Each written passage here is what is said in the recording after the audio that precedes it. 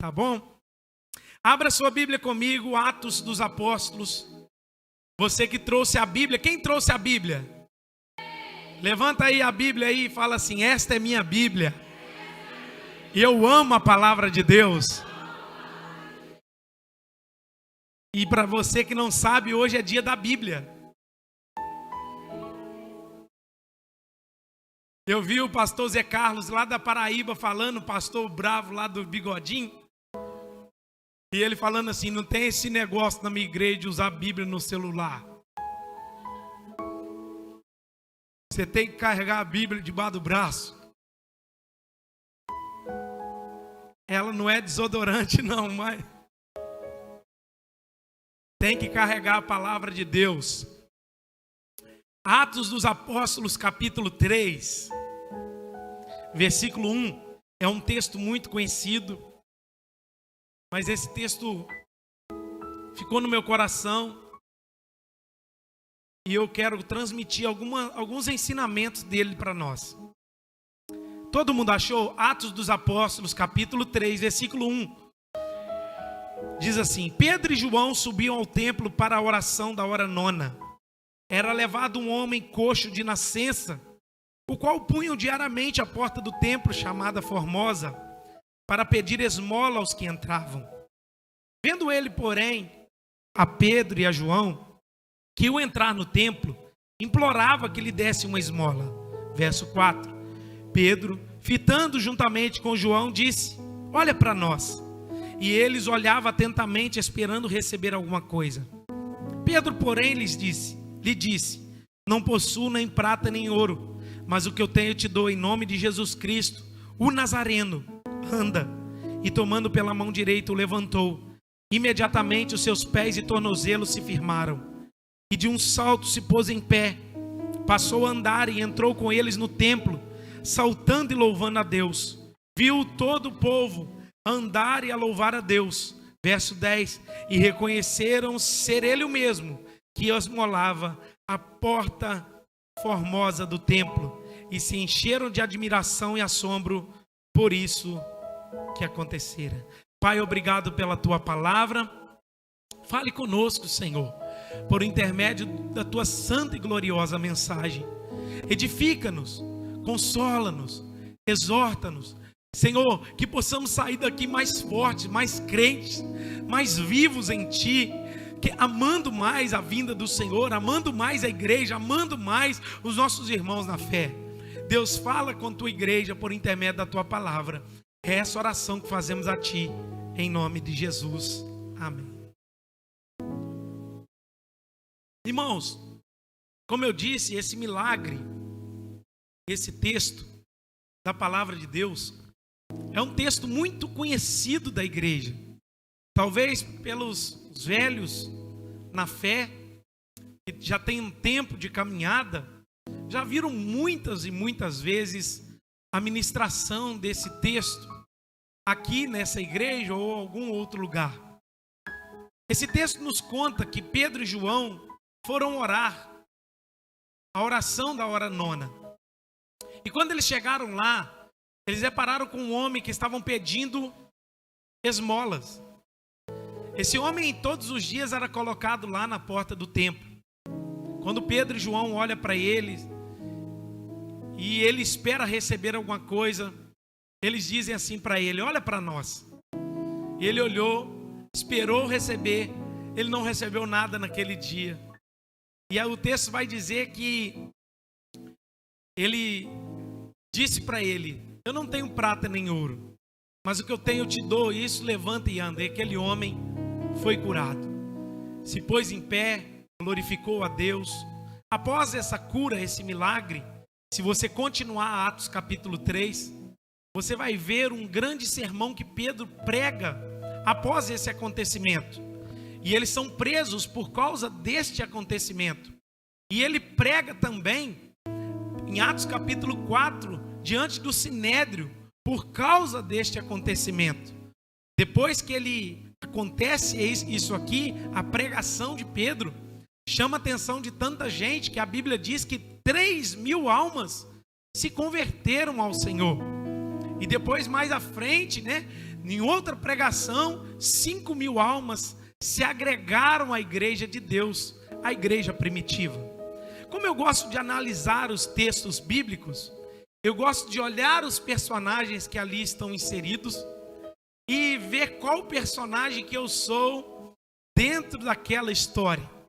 E antes de nós iniciarmos aqui, eu quero fazer uma pergunta para você, para que você reflita na medida que nós ministramos essa palavra. Quem é você nessa história? Essa história contém 4 personagens, na verdade 5, mas vamos chamar de 4, porque Pedro e João a gente vai falar que é um tipo só de personagem. O primeiro que aparece é Pedro e João. Eles aparecem indo orar. O segundo personagem é o paralítico. Ele estava ali todos os dias. Depois vai revelar quanto tempo ele estava. 40 anos. Ele estava vivendo essa vida miserável, precisando sempre da ajuda de alguém. Então o primeiro personagem que aparece é Pedro e João. O segundo personagem que aparece dentro dessa história é o paralítico. O terceiro personagem que aparece aqui é aqueles que levavam o paralítico. Diz a palavra que todos os dias era levado. Alguém pegava esse homem e levava ele para a porta do templo, ou seja, ele precisava de ajuda. Esse é um personagem que talvez aos nossos olhos está oculto. Ele não aparece, mas ele apresenta aqui que todos os dias ele era colocado lá. E quem levava? Alguém. Seja alguém da família, seja um amigo, alguém chegado, alguém levava esse homem até lá. E o quarto personagem que diz aqui é aqueles que davam esmola. Aqueles que iam entrar dentro do templo e davam esmola para ele. A minha pergunta para vocês é: quem é você? Pedro e João, o paralítico, as pessoas que levam o paralítico, ou os que dão a esmola para o paralítico? Verso 1 da palavra de Deus, olha comigo. Pedro e João subiam ao templo para a oração da hora nona. É interessante saber que Pedro e João, eles têm uma ligação muito forte na Bíblia. E eles não estão jogando fora a tradição dos judeus. Apesar de estarem novos na fé, ou seja, ter sido apresentado a eles uma nova fé, uma nova forma de caminhar, de viver, de como ser um cristão, porque eles andaram 3 anos com Jesus, eles poderiam muito bem ter aberto mão, deixado de lado as tradições dos judeus. Mas não é isso que acontece, Eduardo.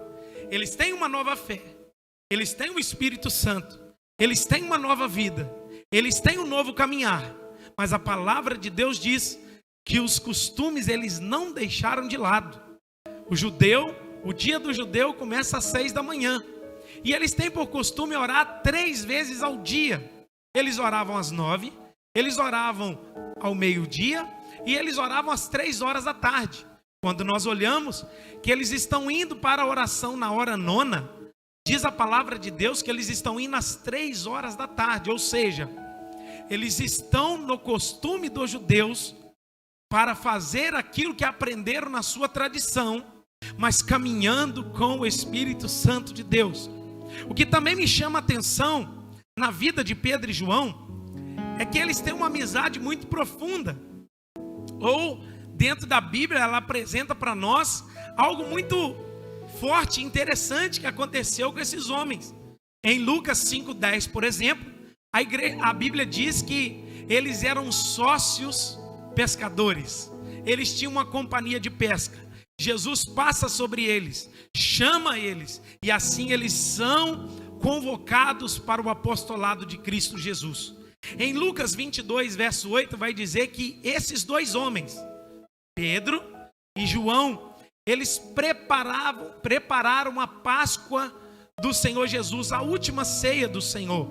É eles que, qual Jesus falou para eles: entra dentro da cidade, vocês vão ver o cenáculo mobilado, e lá nós vamos tomar a última ceia, nós vamos ceiar. Eles 2 que prepararam. Em João capítulo 20, versículo 3, a Bíblia também diz que esses 2 estavam juntos. Aonde? Quando Jesus ressuscitou, eles vão ao templo de manhã. E um corre na frente do outro. Vocês lembram esse texto? Que um começou a correr, deixou o outro para trás. João correu mais depressa e chegou na frente. E João vê a cena da pedra removida. Eles estavam juntos. Atos capítulo 8, versículo 14, diz que esses dois homens também, eles pregaram a palavra de Deus aos samaritanos. E aqui, mais uma vez, eles estão juntos. Repare que a vida deles tem algo em comum. A vida deles tem algo a nos ensinar. A vida deles tem algo que nos chama atenção. E dá para ver que é uma amizade profunda. E dá para ver que é uma amizade sadia. E dá para ver que eles são maduros na fé. Sabe o que eu acho interessante? E eu preciso te perguntar isso nessa noite. A sua amizade, ela te aproxima ou te afasta de Deus? A sua amizade com as pessoas que você diz que são cristãs, elas te levam para perto de Deus ou não? Ou elas te afastam das coisas de Deus? A minha pergunta para você é: você tem amigos que te convidam para ir para a oração? Você tem amigos que te convidam para ir para a igreja? Você tem amigos que cercam você e que te levam para viver uma vida de santidade, de temor ao Senhor? Ou os amigos que estão ao seu redor são pessoas que só te afastam de Deus, não querem nada com as coisas de Deus, não amam as coisas de Deus? Diz a Bíblia que esses dois, eles tinham uma relação que tem algo profundo a nos ensinar. E o que eu comecei a meditar, que Atos capítulo 3 é logo após o Pentecoste. Pensa, a Bíblia diz que 120 cristãos, eles estão orando fervorosamente, pedindo que Deus enviasse o seu Espírito. Deus, em Atos capítulo 2, diz a Bíblia que ao cumprir o dia de Pentecostes, estavam todos reunidos no mesmo lugar. E de repente veio do céu como um vento impetuoso e veemente, e encheu toda a casa dos que estavam assentados. E ali diz a Bíblia que todos foram cheios do Espírito Santo, e foram vistas sobre eles línguas repartidas como que de fogo. E eles falavam aqueles idiomas, coisas sobrenaturais. E ali a igreja foi cheia do Espírito Santo de Deus.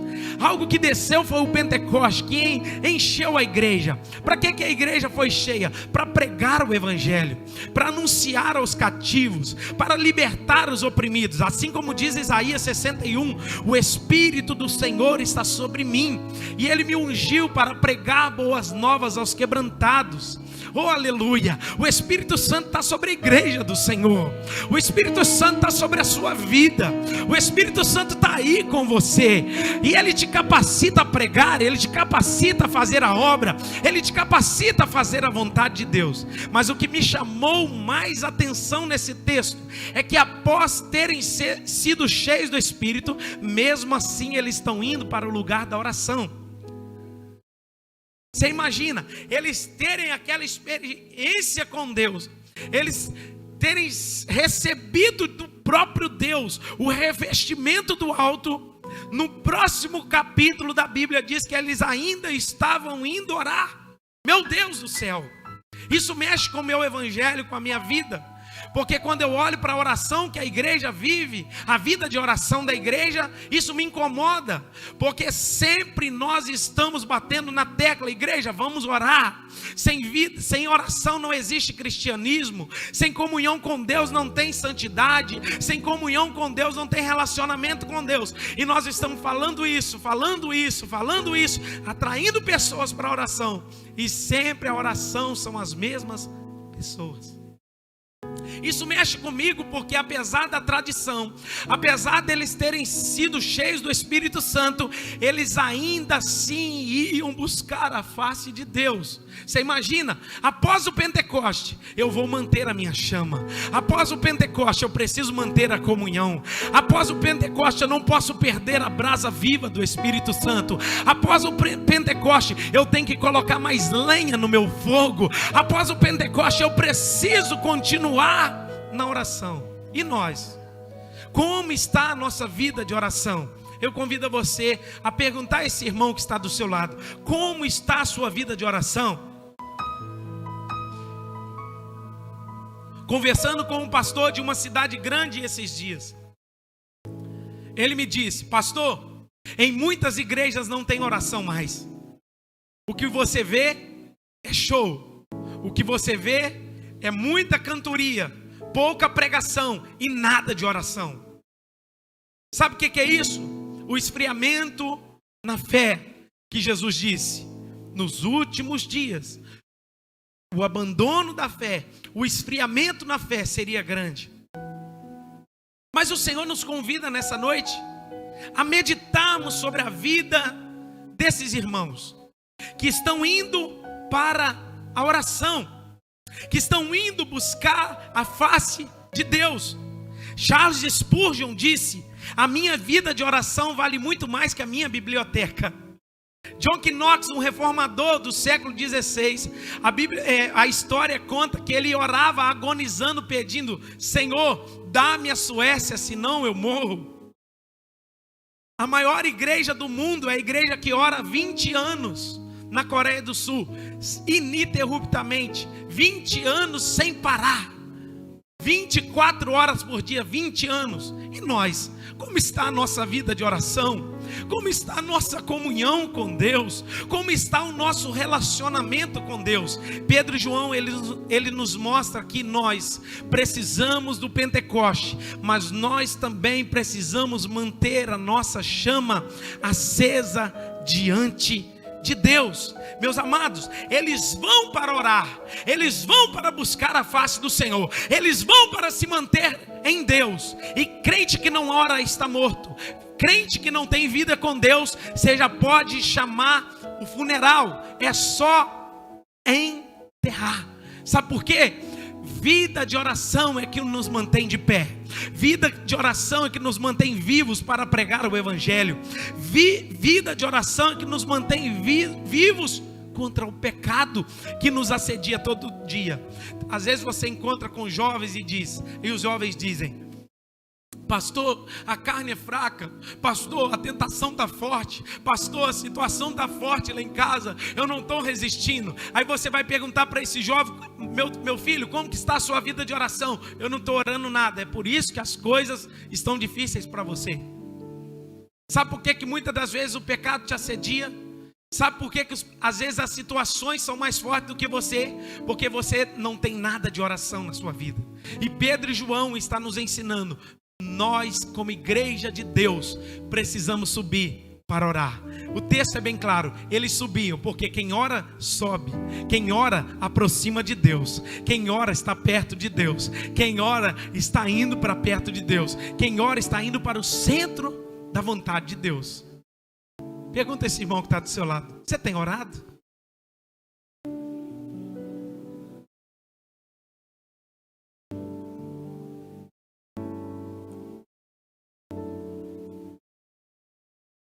Verso 2: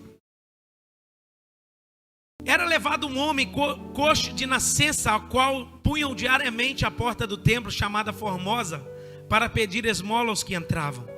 Olha que interessante. Era estratégico colocar um mendigo na porta do templo, pois as pessoas sensibilizadas, as pessoas que estão passando dificuldade, elas vão atrás de quê? De Deus. A pessoa teve um problema no casamento, uma situação difícil na sua vida, o que ela faz? Ela vai até Deus. E as pessoas que estão ali estão sensibilizadas, porque certamente elas estão passando uma tribulação, uma angústia, uma dificuldade. Então era estratégico da parte das pessoas pegar esse paralítico e levarem ele para a porta do templo. Ou seja, quem está passando aqui está com um problema e ele está sensibilizado. Quem está passando aqui, ou ele está muito alegre para agradecer, ou ele está muito triste para resolver um problema. Vamos colocar esse homem, todo mundo que passar aqui vai dar uma esmola para ele. Tanto as pessoas que levavam, quanto aqueles que davam esmolas, elas são bem parecidas. Porque dá um sentimento na gente que a gente fez algo por alguém. Dá um sentimento de alma lavada. Você já viu quando você ajudou alguém e estendeu as mãos para alguém, você falou assim: meu Deus, parece que eu ganhei o meu dia hoje, o coração está tão alegre. E às vezes o cara ia orar, aí ele encontrava com aquele homem, e às vezes ele ia e tirava uma esmola do bolso. R$2, R$1, R$5, R$10. Tirava do bolso e falava: eu já fiz a minha esmola e agora eu vou orar. Eu vou cultuar. Eu já fiz a minha obra e agora eu preciso adorar o meu Deus. Sabe o que eu vejo aqui? Que tanto aquelas pessoas que levavam esse paralítico, quanto aquelas que davam esmola, estão no mesmo patamar. Porque na verdade elas estão contribuindo para que aquela pessoa vivesse daquele jeito. Não, eu estou fazendo a minha parte. E quantas vezes nas nossas vidas tem esse sentimento dentro de nós, de consciência limpa? Não, eu ajudo todo mundo que aparece. Não, todas as pessoas que me pedem ajuda, eu estendo as mãos. Não, eu sou um homem generoso. No sinal eu dou quem vem no vidro do carro, eu ajudo. Na sociedade, quando me pedem, eu ajudo. Eu estou sempre estendendo as mãos. E às vezes a gente acha que isso agrada ao Senhor. Não, eu não estou aqui dizendo que a atitude de dar ou de levar esse homem estava errada. Mas essa atitude não é a que Deus deseja da sua igreja. Porque é muito mais do que dar somente uma oferta. É muito mais do que somente pegar e ajudar. É muito mais do que propriamente você resolver um problema momentâneo dessa pessoa. Agora olha comigo o verso 3. Verso 3 e 4. Vendo ele a Pedro e João, que iam entrar no templo, implorava que lhe desse uma esmola. Pedro, fitando juntamente com João, disse: olha para nós. Bate no peito e fala assim: olha para mim. Olha só que interessante. Esse homem todos os dias, ele está na porta do templo e ele está querendo o quê? Ele está querendo o quê? Esmola. Ele está pedindo ajuda para que talvez durante a noite ele comprasse comida, talvez comprasse pão, ou talvez até um remédio da sua doença, ou alguma situação que ele está vivendo. E todos os dias ele estava lá, assentado, pedindo esmola. E todas as pessoas que passavam, ele pedia ajuda, ele pedia um apoio. E as pessoas tiravam algo do bolso e davam. Só que as pessoas que davam algo para esse homem, elas davam um paliativo para a cura. O que é isso, pastor? Você já viu a pessoa que está com febre e você dá a Novalgina ou paracetamol, ibuprofeno, seja o que você quiser dar? A pessoa por um tempo, por um instante, ela vai cessar aquela febre, mas um tempo depois ela vai voltar a febre. Vocês sabem o que acontece isso? Sabe por que acontece de voltar a febre? Porque Novalgina não cura ninguém. Ibuprofeno não cura ninguém. O paracetamol, Mauri, apesar de ser bom, não cura ninguém, só serve para dor de cabeça. Quando a pessoa está com febre, vai passar a febre e daí um tempo vai voltar de novo. Por que volta de novo? Tem algo dentro que está infectado.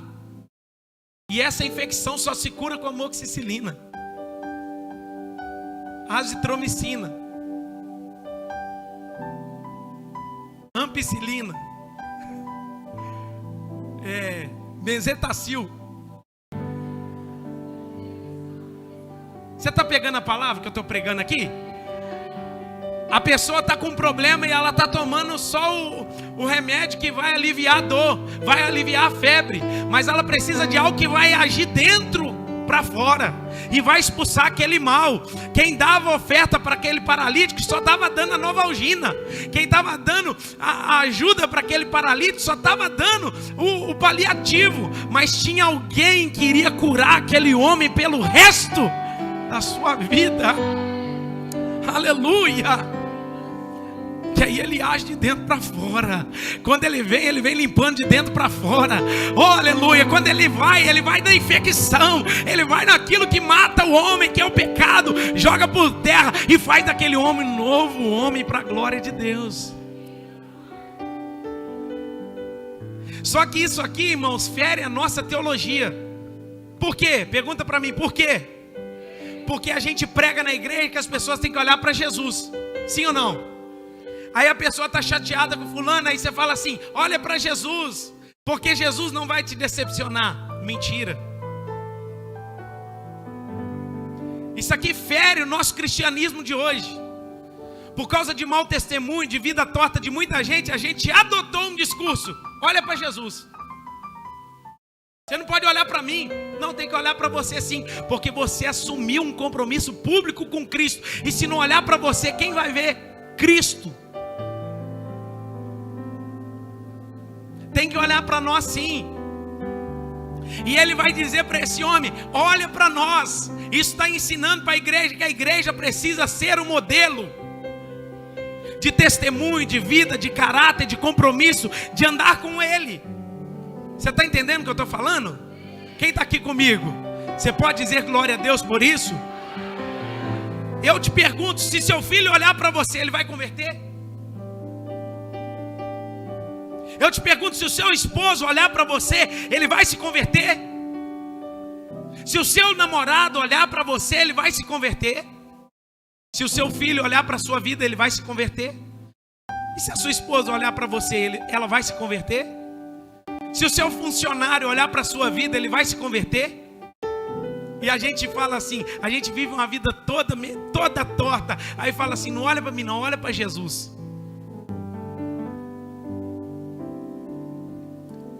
Paulo vai nos ensinar em 2 Coríntios capítulo 3, versículo 2, que nós somos cartas vivas de Deus. Paulo vai nos dizer em 1 Coríntios capítulo 11, versículo 1, sede meus imitadores, como eu também sou de Cristo. Filipenses 3,17, Paulo vai dizer, sede meus imitadores e prestai atenção naqueles que caminham de acordo com a fé. Sabe o que Paulo está nos ensinando? Ele está trazendo para o nosso coração que o cristianismo precisa ser vivido em palavras, mas também em ações. Por isso que Pedro está dizendo, olha para nós. E a minha pergunta para você é, você que é a igreja de Deus, você pode dizer para alguém que está ao seu redor, pode olhar para a minha vida, pode olhar para a minha conduta, pode olhar para o meu cristianismo, pode olhar para mim, para o meu estilo de vida, que se você fizer o que eu faço, você está aprovado. Se você fizer o que eu faço, você está abençoado. Se você agir como eu estou agindo, você vai ser abençoado. Se você for um cristão como eu sou, você vai para o céu. Ei, irmãos, eu tenho uma palavra de Deus para a sua vida. Se as pessoas lá fora não puderem olhar para nós, elas vão olhar para quem? Olha para nós. Olha para nós. Mahatma Gandhi lá na Índia vai dizer que ele disse assim, ó, eu acredito no Cristo que vocês pregam, mas não acredito no cristianismo que vocês vivem. Irmãos, é muito forte isso. Eu quero que você entenda isso nessa noite. Será que se as pessoas olharem para a sua vida, elas vão ver Cristo nas suas atitudes? Será que eu, como pastor, como pai, como marido, como líder na igreja, as pessoas vão olhar para mim, elas vão ver Jesus na minha vida? E ele está dizendo, olha para nós, ele está chamando a responsabilidade para ele. Aí esse olha para nós, eu fiquei pensando, será que esse olhar para nós aqui seria assim, vê se nós somos homens de prata e ouro, né? Porque quem tem prata e ouro está vestido de um jeito, quem não tem prata e ouro está vestido de outro. E às vezes eles estão vindo e falando assim, olha para nós, vê se nós somos homens que vamos dar paliativo para vocês. Aí Pedro e João vão apresentar uma solução que vai resolver a vida deles eternamente. Olha o verso 5. E ele os olhava atentamente, esperando receber alguma coisa, algo que seria suficiente para comprar o jantar dele, algo que seria suficiente para comprar o pão de cada dia, ou ajudá-lo naquela rotina. Mas como eu disse, aquele que toma remédio para febre, a febre volta. E aquele que pega esmola para comprar comida, a comida acaba. O remédio também acaba. O problema continua.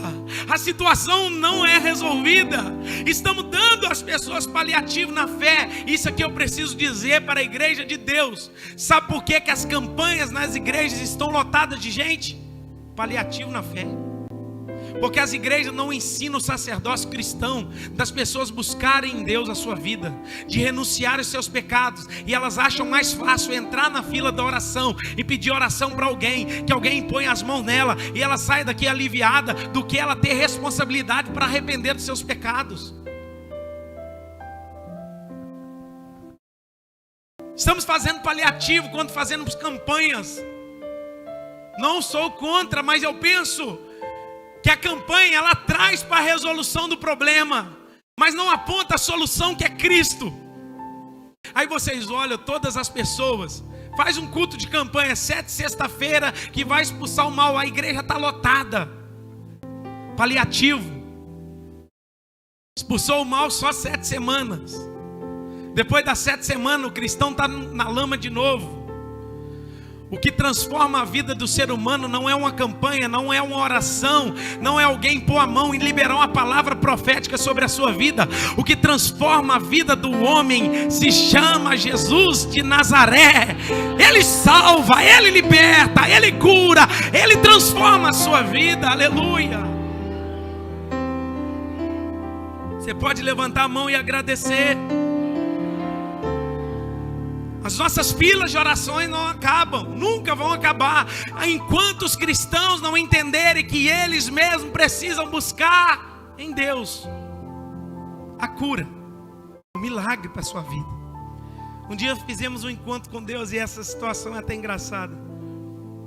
Estávamos no encontro com Deus e quem já foi no encontro com Deus sabe o mover que é.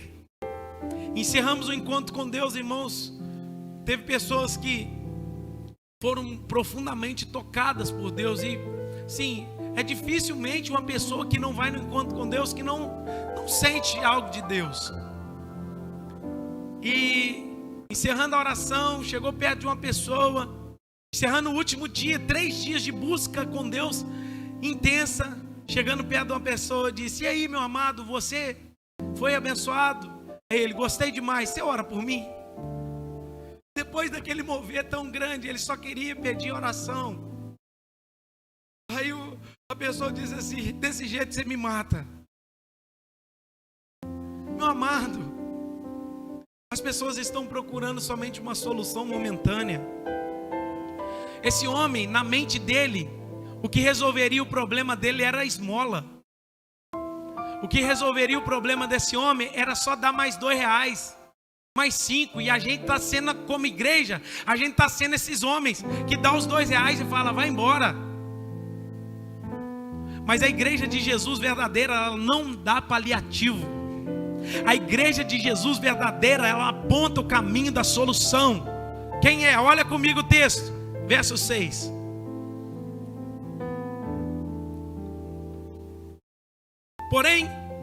Pedro, porém, lhe disse: não possuo nem prata nem ouro, mas o que eu tenho, isto te dou. Em nome de Jesus Cristo, o Nazareno, anda. Pedro agora invoca um nome que vai trazer solução para todos os problemas desse homem.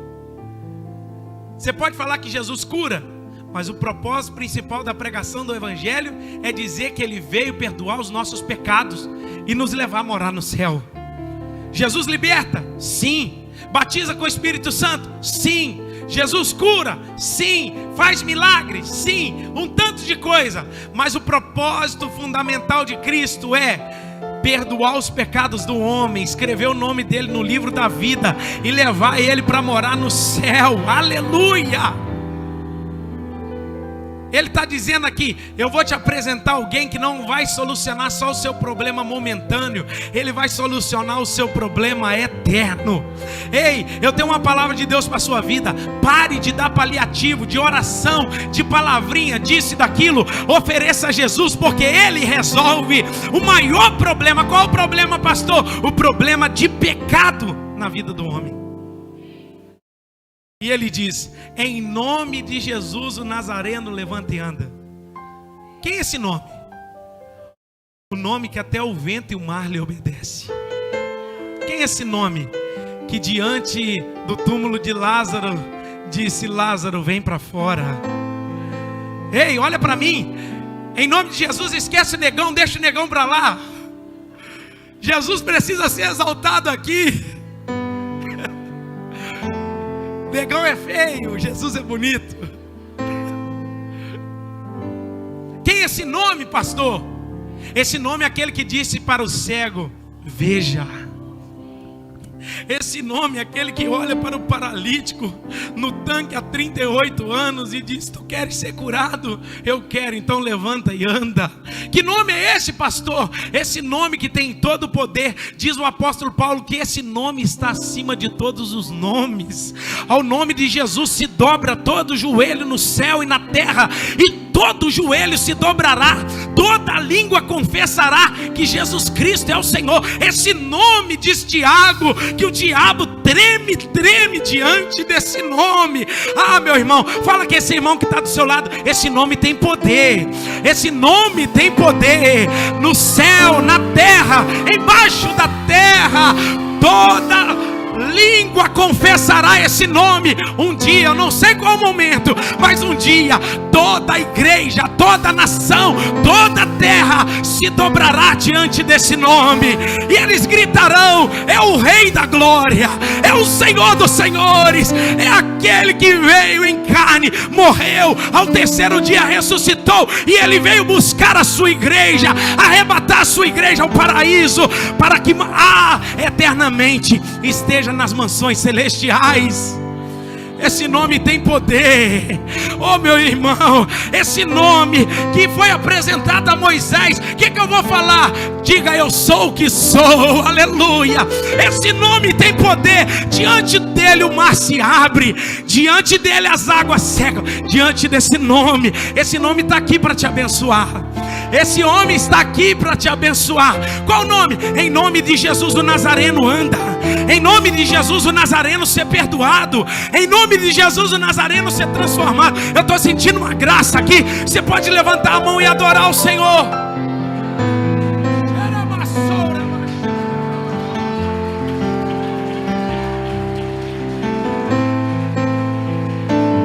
Levante a mão e dê graças a esse nome que te resgatou, esse nome que te purificou. Aleluia, aleluia, aleluia. Esse nome tem poder.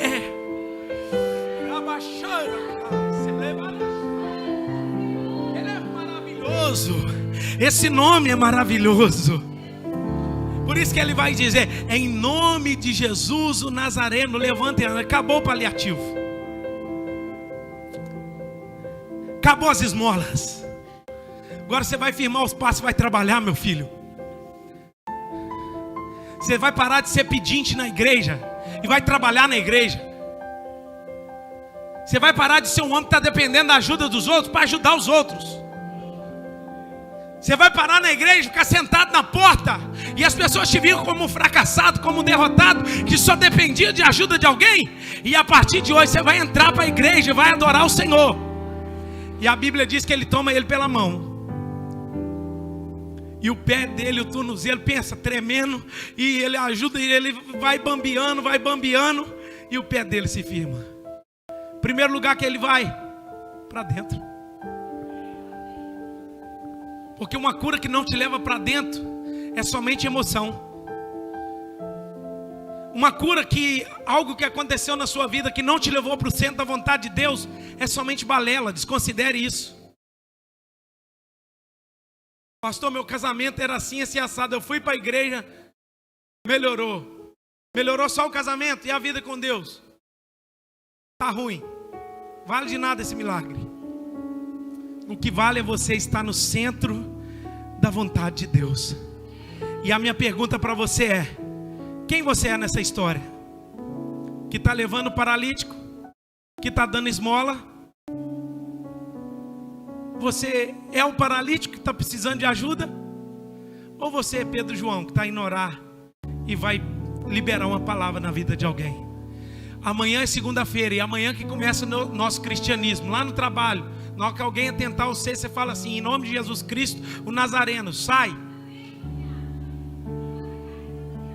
Não é assim, irmãos? Amanhã que você vai testar, na hora que Deus se quiser lá no casamento, chama a esposa, vão dobrar o joelho, vão orar. Em nome de Jesus, sai. Situação vai bater difícil na porta da sua casa amanhã. Em nome de Jesus. Quem você é nessa história? O paralítico? O que dá esmola? O que ajuda a levar o paralítico? Ou aqueles homens que disseram: pode olhar para mim, que na minha vida tem alguém que vai mudar a sua história. Fique de pé no seu lugar. Para sempre teu é o domínio e o poder. Amém, amém. Teu é o reino e a glória para sempre. E o poder. Amém, amém. Só tu és.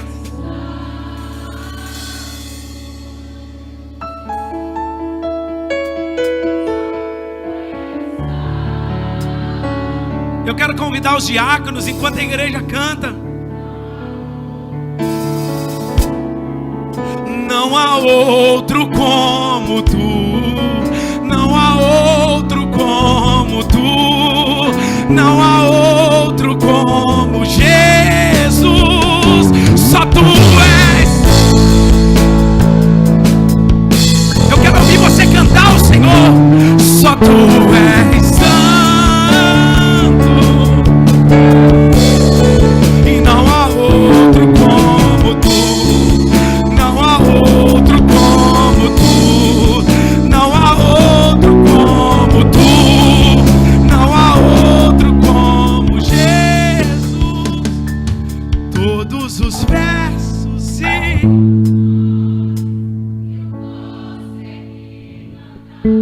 todas as vezes quebrantado.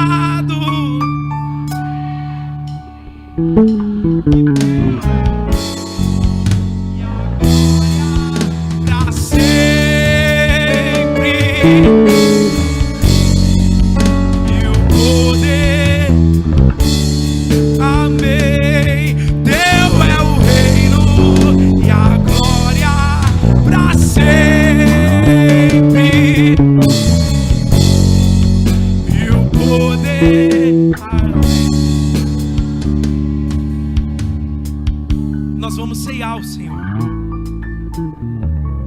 Eu falei isso aqui a última ceia, mas eu quero falar de novo.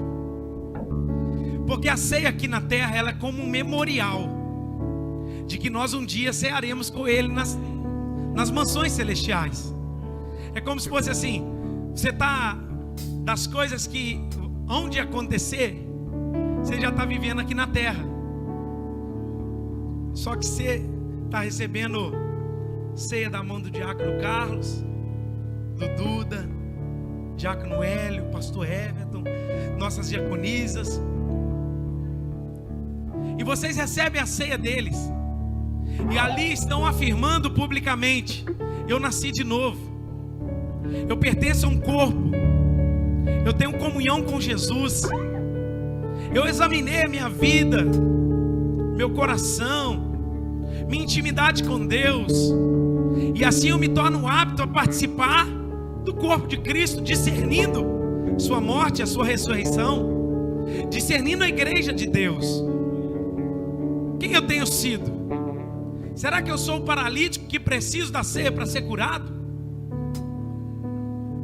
Ou eu sou aquele homem que leva a ceia, leva pessoas a Jesus? E a minha oração nessa noite é que pessoas aqui, em nome de Jesus, por favor, gostaria que ninguém andasse dentro da igreja, mas eu gostaria que você, só quem está trabalhando, amém? Eu gostaria que você entendesse, meu querido, minha irmã, meu irmão que me ouve nessa noite, A ceia é algo tão importante que nós não podemos levar de qualquer maneira. Nós precisamos levar a sério esse alimento espiritual, a qual nós estamos partilhando, ceando para a glória de Deus. Fazer isto em memória de mim, diz o Senhor. Porque todas as vezes que comemos e bebemos, nós estamos dizendo: Maranata, a hora vem, Senhor Jesus. Meus irmãos, tome ceia com temor, com gratidão no coração.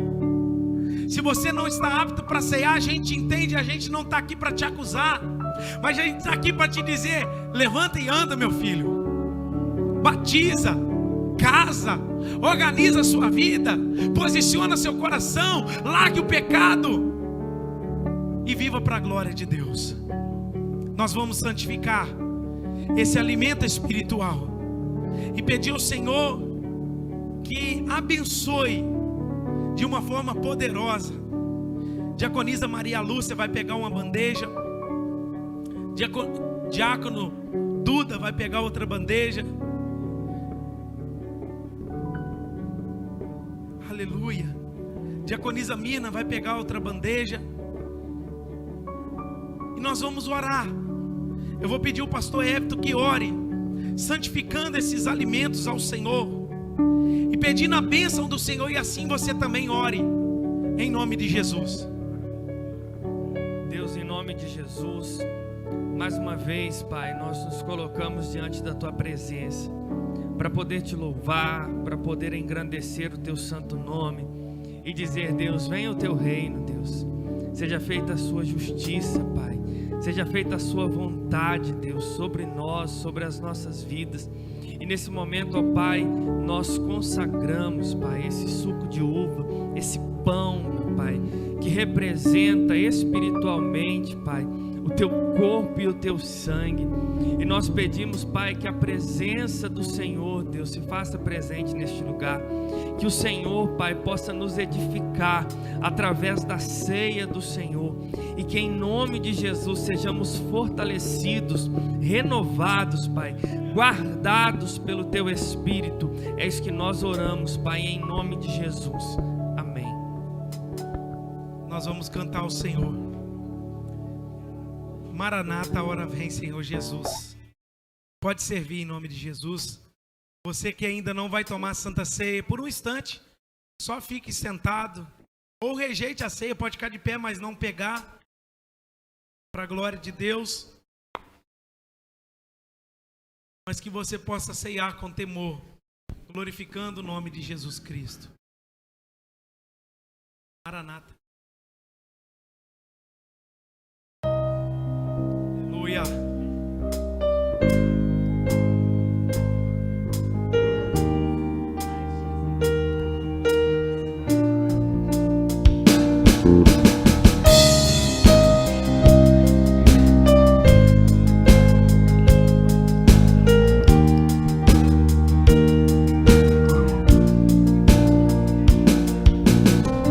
Tu és a minha luz, a minha salvação, e a ti me renderei.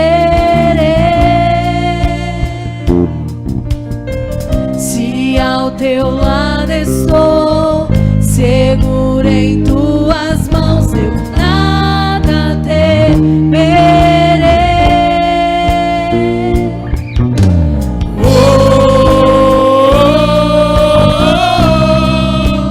Tu és santo, ó Senhor.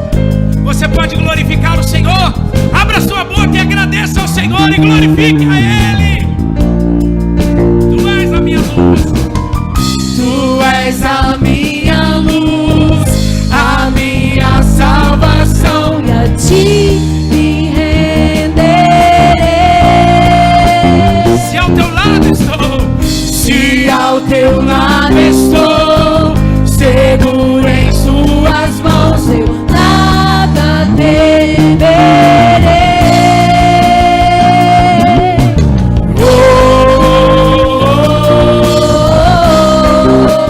Tu és santo, ó Senhor.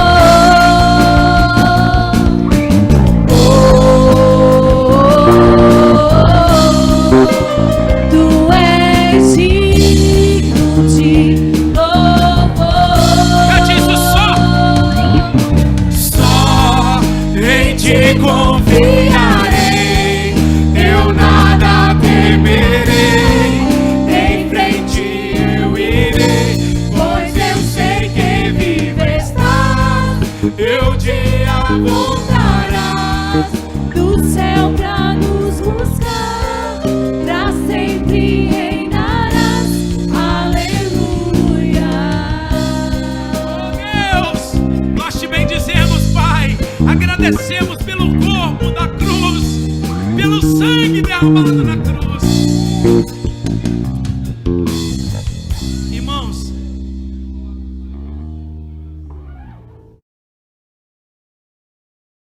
hoje eu assisti um vídeo do pastor Márcio Valadão e me impactou muito. Finalzinho da Santa Ceia na igreja dele, Igreja Batista da Lagoinha, ele chamou a esposa e disse: hoje é meu último culto. Estou entregando a após 50 anos de sim, orando diante de Deus, a igreja, meu tempo errou. Eu estou passando o cajado. Assumir.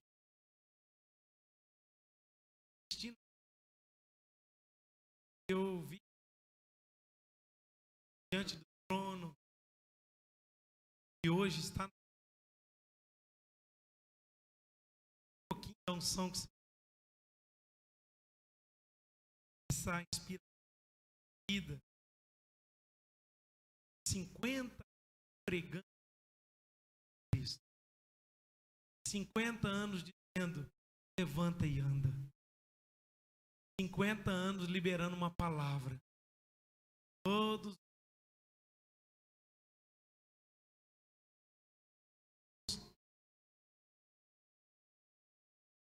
está diante de tantos. Deus quer que você libere uma palavra.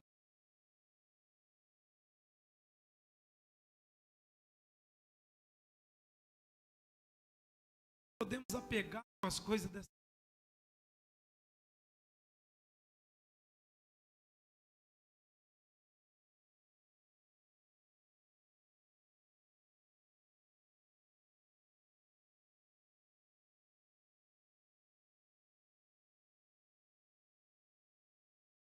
Você, o reino de Deus,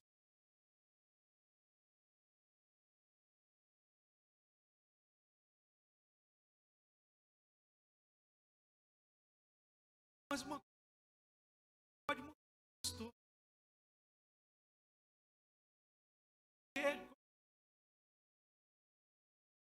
Deus, exaltando e glorificando, como igreja de Deus, dizendo nessa terra: levanta e anda, porque eu não tenho prata, eu nem tenho ouro, mas o que eu tenho eu te dou, eu tenho Jesus. Porque eu recebi do Senhor o que tenho. O Senhor Jesus, na noite que foi traído, tomou o pão, tendo dado graças, partiu e disse: isto é o meu corpo que é partido por vós. Fazer isso em memória de mim. Comamos.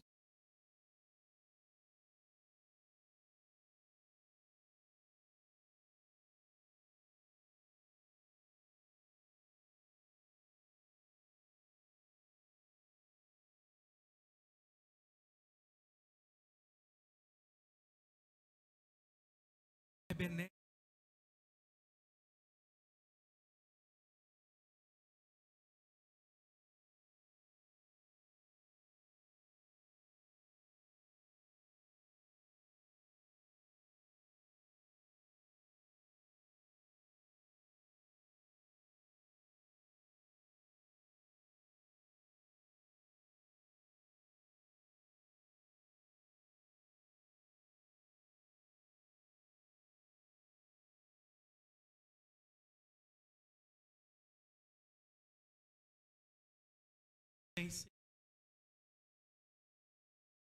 vezes que cremos.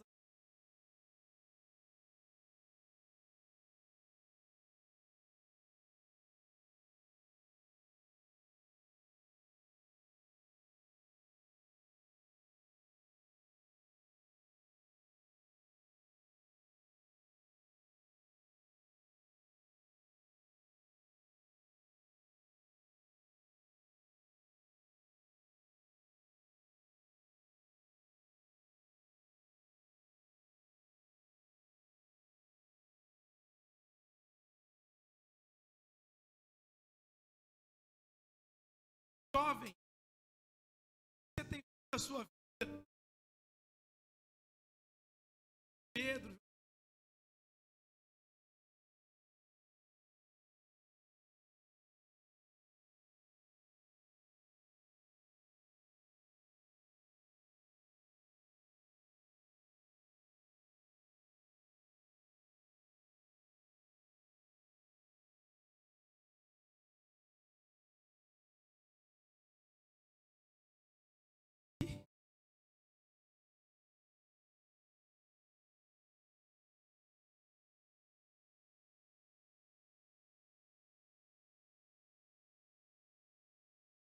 está voltando essa batalha.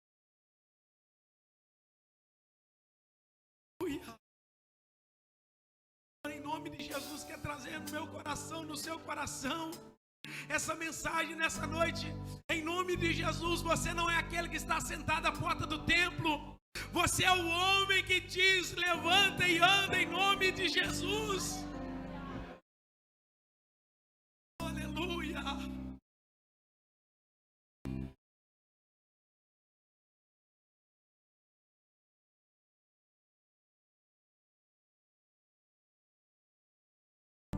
Olha o que diz o hino. Breve vamos terminar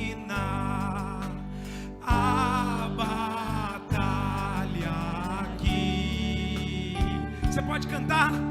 E pra sempre descansar com Jesus ali, Jesus ali. Todos os que são fiéis ao bom capitão hão de receber lauréis como gala. Breve vamos terminar, cante isso. Breve vamos terminar a batalha. Oh Deus, vai terminar. E pra sempre descansar com Jesus ali. Jesus ali. Todos os que são fiéis ao bom capitão hão de receber lauréis Como galardão. Jesus está voltando. Breve ele virá. Aleluia. Aleluia. Você pode adorar o Senhor nessa noite. Fábio e Tamires, dê a mão. Eu libero uma palavra de vida. Eu libero uma palavra de bênção. Em nome de Jesus. Tudo aquilo que não provém de Deus, em nome de Jesus agora, eu dou uma ordem que bata em retirada, a unção de Deus sobre a vida de vocês, sobre o casamento de vocês. Que essa unção venha da planta dos pés à cabeça de vocês agora. Em nome de Jesus, receba agora o renovo de Deus na vida espiritual, no casamento, na vida familiar. Eu declaro essa palavra de vida. Em nome de Jesus, eu declaro a palavra de vida. Há poder no nome de Jesus. E que esse mal caia por terra em nome de Jesus. Receba essa palavra de levanta e anda nessa noite. Igreja do Senhor, e eu quero liberar isso. Levanta e anda. Levanta e anda. Em nome de Jesus Cristo, o Nazareno. Você pode aplaudir o Senhor?